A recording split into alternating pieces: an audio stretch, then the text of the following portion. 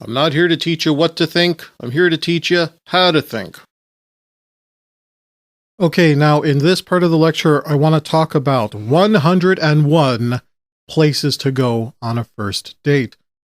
Now, just so you know, you're going to get more than 101. Before we get to that, I'm going to teach you how do you rate if a place is good for a first date. There are 5 criteria, and you will judge the place you go to based on these 5 criteria. If it gets 5 out of 5 stars, it's a great place for a first date. If it gets 3 out of 5 stars, it's a so-so place for a first date. I want to make it clear that even if I happen to rate it 0 out of 5 stars, it still is a place that you should consider because you may have different tastes than me, you may have a different perspective than me, and I would love to hear about them, so please join up with my online forums and let me know. The other thing I'm going to tell you is that even if one particular place falls short, that doesn't necessarily mean that it's bad for a first date altogether. It just means that it is going to be missing something that you have to use another place to make up for it. For example, because I've already told you that every date you go on to has to have at least 3 locations. If you pick one location that is missing 2 stars, and you pick a second location that makes up for those 2 stars, and you pick a third location that has 0 stars, you can still have a pretty good date. If, let's say, you pick a location that has 5 stars, you pick a location then that has 0 stars, and then you pick a location that only has 1 star at the end of the date, well, that 1 star at the end of the date is all you may need at that third location. So bear that in mind, that what you're doing here is that you are building a date from a minimum of 3 locations, a list of which that I'm going to cover right now. Criteria number 1, cost. You have to figure out an amount in your head about what you will and will not pay for a first date. So if the amount you're willing to spend on a first date is $30, then anything above the $30 mark, you remove the star. Anything $30 and under, if $30 is your cutoff point, you keep the star. What is the best cutoff point? It's whatever you're willing to spend.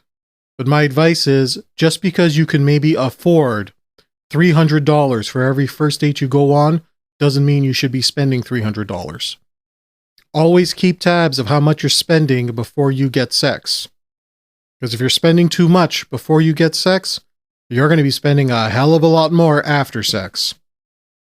Criteria number 2, forced impressions.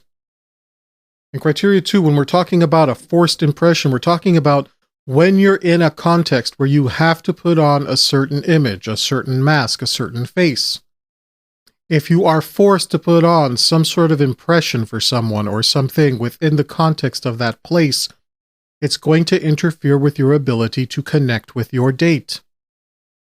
Let's say one of the places that you bring a girl for a date is a family function. However, when you're around your family, you don't necessarily act like yourself. You're not always putting your best foot forward. Then bringing a girl to a family function for a first date would disqualify this particular criteria. If there are no forced impressions in a particular place, it gets the star. Criteria number 3, focus interactive. Focus interactive. What does this mean? Is there going to be time on this date for the two of you to focus on one another? Or is there going to be so much going on, so much distraction, so much noise, so many other people, so many other things going on, that you won't have time to properly focus on one another?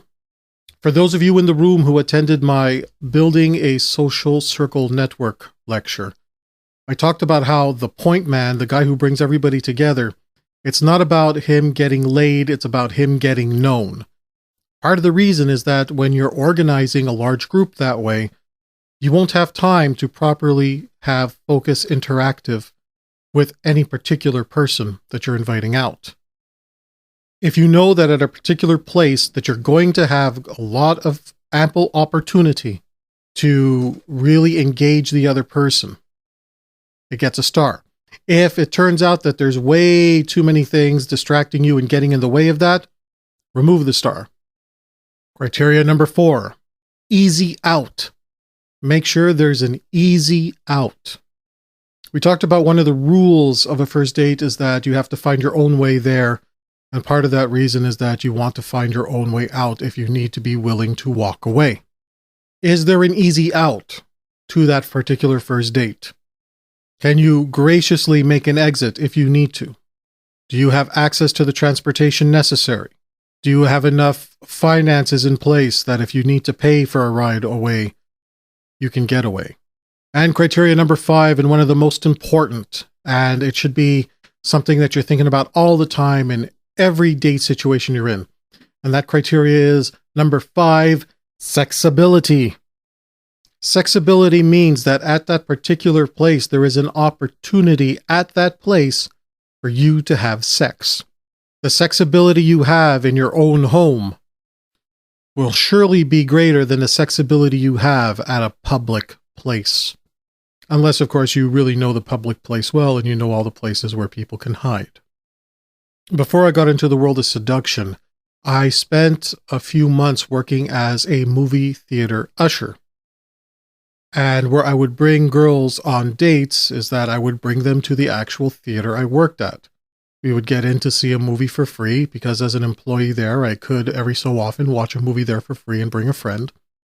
And as an usher there, who every now and then had to do a search of the entire building to make sure that there was nobody left in the building and nobody hiding in all those good hiding places when it was time to lock up the theater, I found every single place that I could possibly bring a girl and be alone with her for a number of hours.